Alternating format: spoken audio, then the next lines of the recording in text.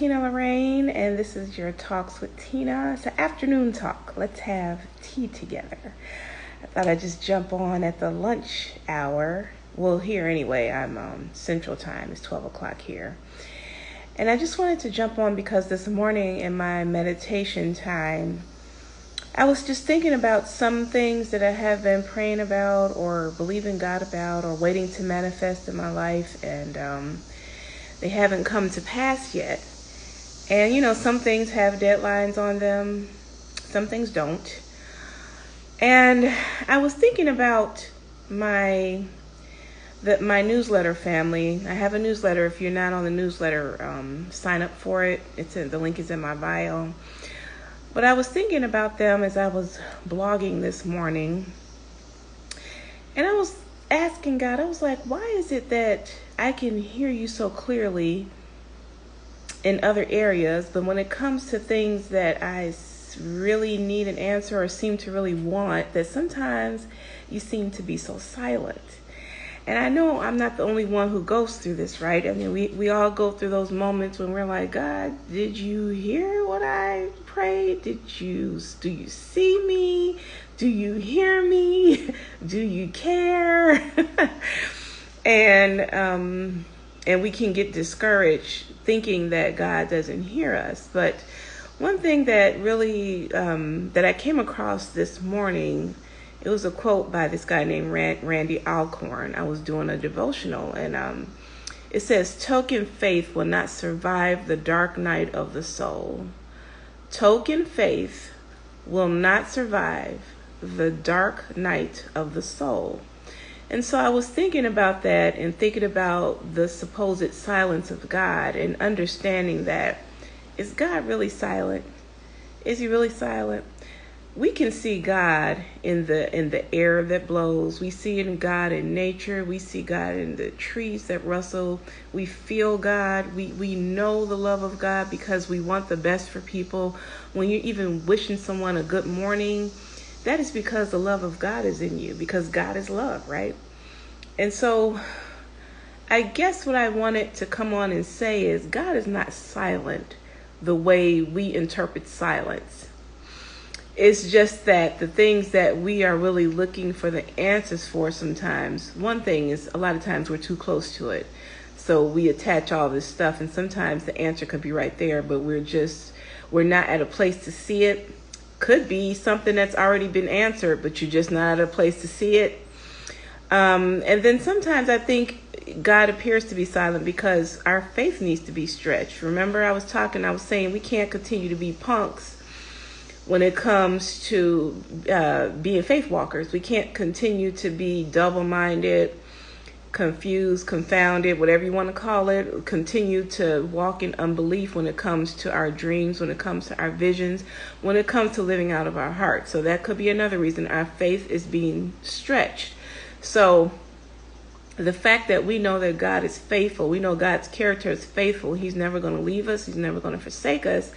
I just turned the question back on myself and said, yeah, but will I ever leave and forsake God? And that's something that you have to also think about, is God is never going to leave you or forsake you, nor has he in the past. So when you feel like God is getting silent, think about the fact that you're still breathing. Think about the fact that you still have a roof over your head, or even if you're homeless, you have a shelter to go to, or think about the fact that you have clothes on your back. And I know sometimes it's hard to be grateful, but truly, when you think about what God has already provided for you and you remain with the heart of grace and gratefulness and thankfulness, what you fear is silence. What you're looking at this problem and you're like, I need an answer now. The thing is, if you don't see the answer or you don't see the provision right in front of your face or right now, then you have to rest in the fact that God heard you and it's working out. Everything is working out. So we can't just expect God to be a genie God where we just rub and the stuff just comes. And that's kind of what I wanted to jump on and encourage you to say, that, you know, you don't have to worry when it seems like God is silent. because you have enough tools to encourage yourself. I know we hate to hear it, encourage ourselves in the Lord, but what that really means is, like I said, why don't you do something with your talents? If you're an artist, go draw something. If you're a painter, go paint something. If you're a dancer, go create a new dance. If you're a writer, like moi, go write something. That's God talking through you. That's God, the beauty of God working through you at all times. See, God is always talking. It may not be in audible words. Sometimes we want the audible words, right? We just want audible words all the time. But God didn't create us to be robots. God didn't create us without a will. And so there's a myriad of ways that God talks to us and through other people to us, and through signs and wonders. Like I said, out in nature, if you just take a walk in your neighborhood or drive out to something that's similar to a countryside where there's lots of grass and trees, and that's God's way of talking to you. I swear, when I get around trees, I hear God so clearly. I get around trees. It's just something about trees that brings clarity to me. And so God talks through that. God talks through your gifts and talents. God talks through sometimes other people, sometimes something on the news feed. God talks to me through songs, and they're not all godly, they're not all gospel songs or anything like that. Sometimes God has talked to me through a Disney song, through a regular old song. I'll ask a question and this song will come on and it answers it. I'm like, okay, thank you, God. So when we feel like God is silent, is he really silent? Or are we just very anxious around those things that we want answered? And in those things that we really want answered, we have to trust that God has our back. The word tells us that God is our rear guard. It literally means that God has your back. And so we can't, because you can't necessarily see the answer right in front of you, it could be stretching. God could be stretching your faith. You could be a time for you to heal and renew your mindset in certain areas while you're waiting on this answer. Like I said, if God has done everything from the foundation of the earth, if everything, there's no beginning, middle, and end to God, then is the answer to the prayer already answered, or are you really, really thinking that it's not answered? I believe the provision is there, but I just believe that we have to align to it. I believe that we have to renew our mindsets. We have to align. Mindset work is so important when you're following God, because renewing of the mind, renewing your way into how God does things, and unplugging from the way you've learned to do it through your culture, through church, through society, through your trauma, all that. So renewing of the mind is a big process. It's not like an overnight thing. So don't give up on yourself when you feel like God is not answering prayers that you've been praying or standing for a little while. It's still coming. But understand, yes, there is a process, and understand you can't really rush God. And really, it's not so much that we're controlling God, it's us. We're the ones that have to renew our minds. We're the ones who have to do the work. We're the ones who have to heal. We're the ones that have to align up to what we're praying for. Remember, a lot of your prayers, you need to change. You have to change to receive it. God doesn't just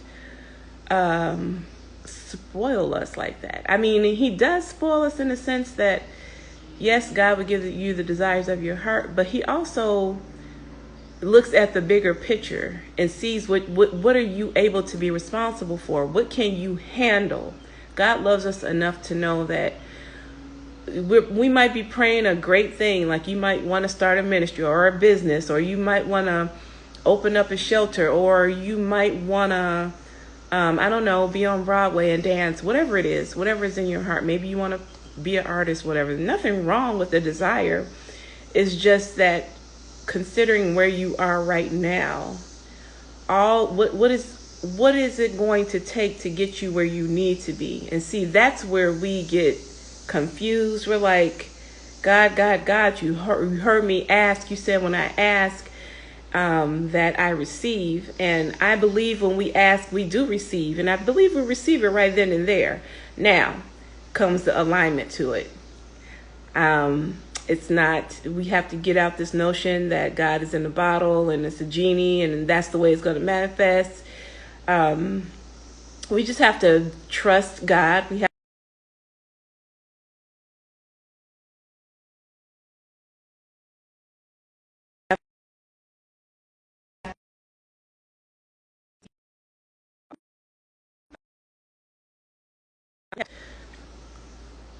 Oh, this phone call. Go away, phone call. I'm sorry, that was a phone call coming in. I thought I deleted it, but evidently not. But anyway, we have to trust God. We have to trust ourselves. We do have to trust the process. And the process is not because God is confused. It's not because God doesn't have it for you.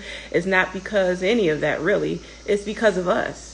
It's because of where we are.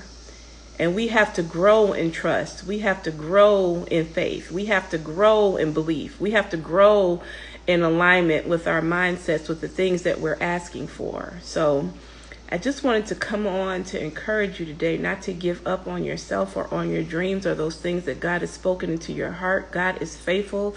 God is doing it, not is going to do it, but is doing it right now. Every day that you wake up and you breathe air, God is manifesting your dream through you. And that's another reason why we don't necessarily see answers to those things that we feel are so urgent and important, is because we can't recognize that God has actually manifested it through us, but it might not just be happening the way you thought it was supposed to happen. So there's another thing right there. You're just too close to it. So I want you to make one mindset shift today, and that is, God is not working, God is working all the time, every day, and I'm working on myself. And so when I ask in prayer, I do receive. And every day I'm receiving it. Every day I'm expecting it. And if I don't see it, I'm going to keep expecting it. And if I don't hear from God, I'm going to trust his character, because I know about his character. I know about his word. I know what he's done for me in the past. I know God is love. So on those hard days, and there are going to be some hard days, those hard days where you're depressed, those hard days where you're anxious and worried and you just feel like you're double-minded and you'll never be a faith walker, those days where you think God is silent, those days where you think God is forsaking you, those days where you just have bad days, then you have to remember God's character. You have to become sensitive to God's love and care. You have to, learn to sense God's love and affection. Learn to sense God's love and affection, no matter how your day goes, no matter what it looks like, no matter how many times evil will come tell you that it's not going to happen, how many times your circumstances look like they're not moving. You have to learn to sense God's love and affection for you. And how do you do that? You fill your mind with the character of God. And then once you continue to do that, once you see, this is where people get either broken or they make it. And that is in the meantime, the in between, the asking and the receiving. This is where we either make it or break it. And it's all up to us. It's the decisions we make every day. Read books. There's a book called The Master Key by Charles Haanel. You can get it on Amazon. That opened my mind so much about thinking, the way I think, and godly character, and how we are supposed to think, and how God designed us to think. If you start off with that book, if you do nothing else, just Google, say, how am I supposed to think like a godly woman or a godly man? How does God train us? Books on how to think. Something that easy. and start reading that. And then just sit in quiet every day for at least 5 minutes at the beginning of your day. Sit in quiet. God, what do you have for me today? God, what do you want to say to me? What do you want to show me, God? And then also pray for people. Pray for people that you know who ask you to pray and who you know need prayer. And just be gracious and thankful in your prayer time before you even start asking. Start off by saying, thank you. Thank you for the air I breathe. Thank you that my feet walk. Thank you that my muscles move. Thank you that I'm healthy or I'm healing. Thank you that I'm not poor. I'm not destitute. Even if you don't have no money in your account, you still not poor and destitute, because God said he will never see his seed begging. So that's what I mean about renewing your mind. You cannot be aligned to just because you got $0 in your bank account, or you don't look the way, or you're not where you want to be in this phase of your life or whatnot. You have to know who you are. You have to know who you belong to. You have to know the word of God. You have to know the character of God. You have to know how you were designed and how you're made to operate in this earth. And you have to believe that even when it doesn't look like it. And so every day you get up being grateful and thankful, and just from being still for that 5 to 10 minutes, then going into gratefulness and thankfulness, you'll be surprised. Everything will just start to flow when you get in the habit. It start to flow. You'll hear God clearly. You'll be guided. You'll learn to look at nature and just feel God. You'll learn to sense God's love and presence and affection for you. So that's what I wanted to get on and jump on and talk to you today in your Talk with Tina. And again, schedule your talk with me for clarity, for wisdom, for insight, because sometimes, like I said, when we're too close on problems, we can't see the answer or the solution. But sometimes God has made us interdependent and giving you mentors and counselors, because sometimes somebody just is a little bit further along and could see something that you can't see. And so sometimes you just need to talk it out. You need to talk to someone who's full of wisdom and insight and hears God. And I'm all those things. So schedule your talk with Tina, and I will see you soon. And if you haven't signed up for the newsletter, then do that as well. All of it is on it's in my bio. It'll give you the different links that you can sign up to join the newsletter and to schedule a talk with me. And I think that's all I got for you.